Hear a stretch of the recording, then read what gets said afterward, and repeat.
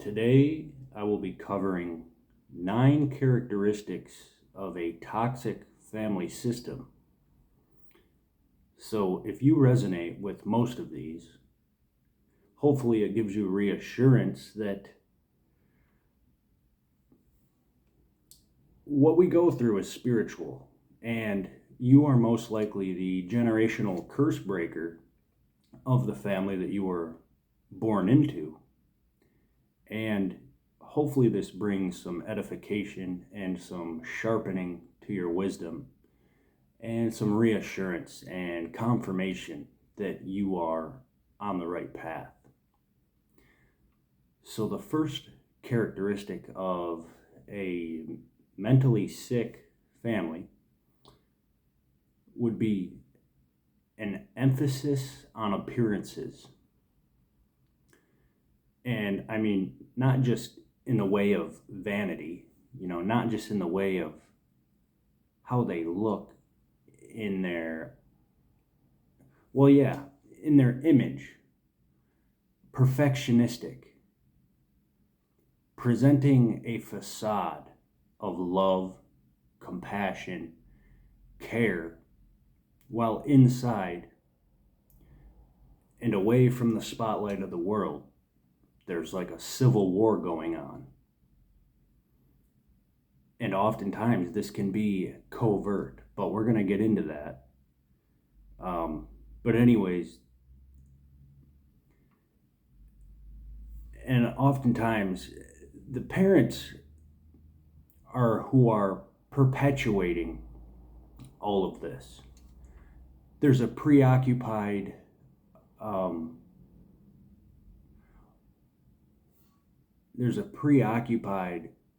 emphasis on the way that they appear to the world, right? Number 2, the family acts as a single organism. It's like an enmeshment. There are no individuals. The family, like no one separates from the family identity to develop personhood or the self, right? The family moves forward or backward as one. There's no self-development. It's kind of reminiscent of like the military. The family makes one, most likely you, if you're watching this, feel obligated to share your blessings. It's like no one can get too far ahead. Like, you'll feel obligated. You've most likely been conditioned to hash out your blessings, right? And it's like the way that you were raised, things were transactional. They want to be able to rely on God's beloved child to ride their coattail to their future success. And there's a lot of covert tactics that are disguised in many different ways. Number 3, there is a permissive or promiscuous, as in no boundaries at all from outsiders. People come and go. There's like no boundaries. Strangers of all kinds are welcome right in. They're allowed in too easily. Anyone and everyone is like allowed into the physical living space. And these outsiders can be like parasites. Or like, these people can be like a mooch trying to get close to the family and, there's no boundaries, but also the opposite can be true. Um,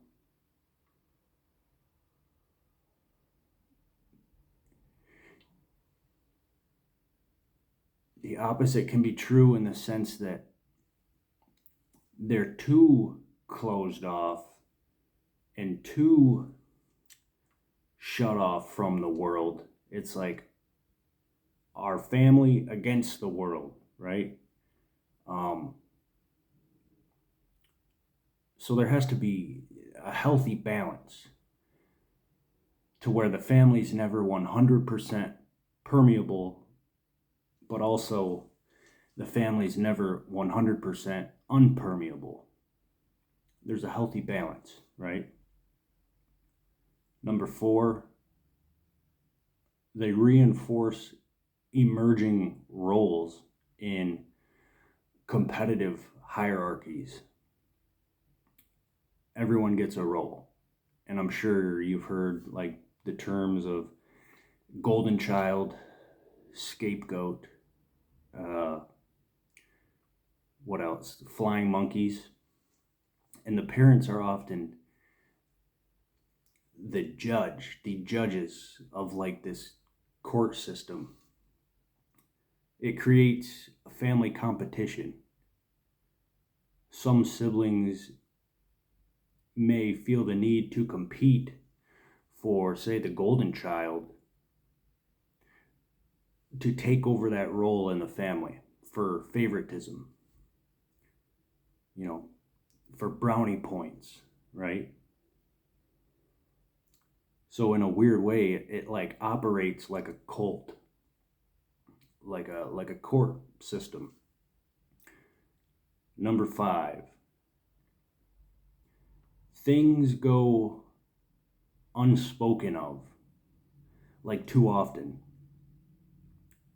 like the hidden, an emphasis on the ambient.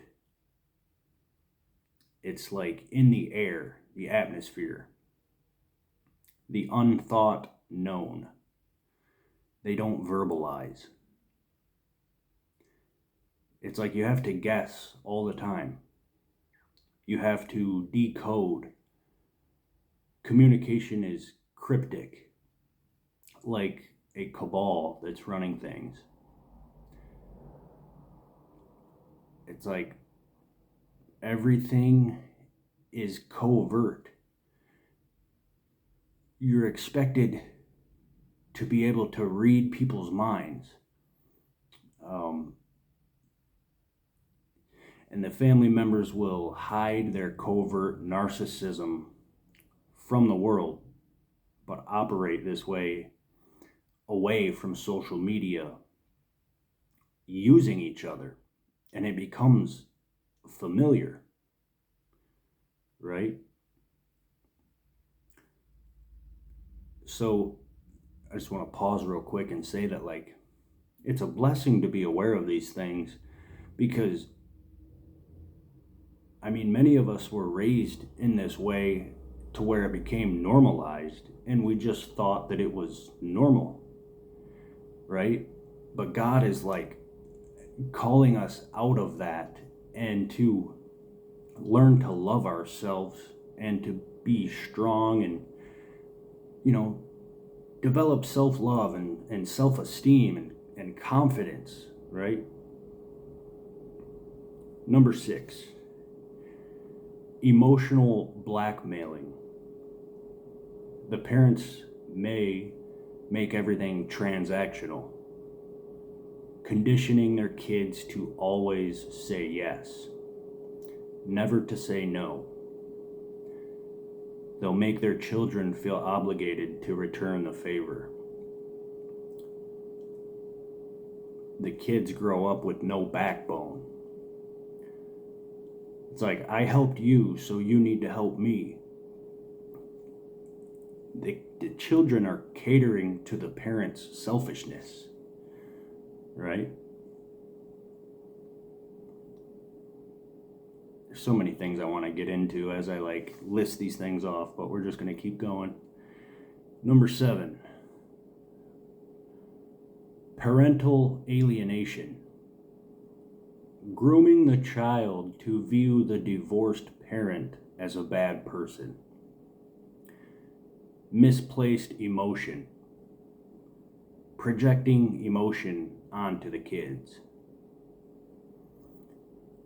Even being sexually or emotionally inappropriate, or giving the children little to no privacy, right? Number 8, positivity is always reframed as negative. There's no positive reinforcement. And I give the report card analogy. The kid might get a B plus or an A minus and comes home super excited about it.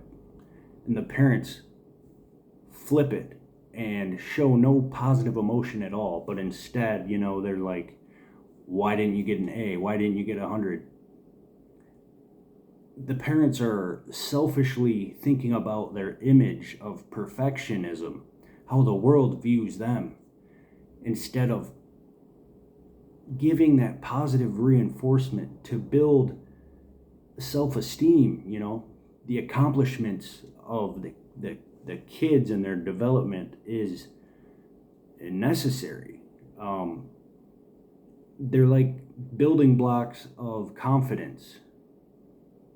And in these toxic family systems, those opportunities to develop are ruined by the parent. And then number 9, role reversal, where the children become the parents of their parents, right? I feel that way about myself. Like, God gave you wisdom, and you've been able to receive what He has been showing you through your life experiences. And now you almost feel like you're more emotionally mature than your parents, those that have been projecting all of this and this toxic system onto you, because you've broken the curse. You're growing in areas where they're not willing to face their demons, and they'll want to guilt you, right? Make you feel obligated to like stick around and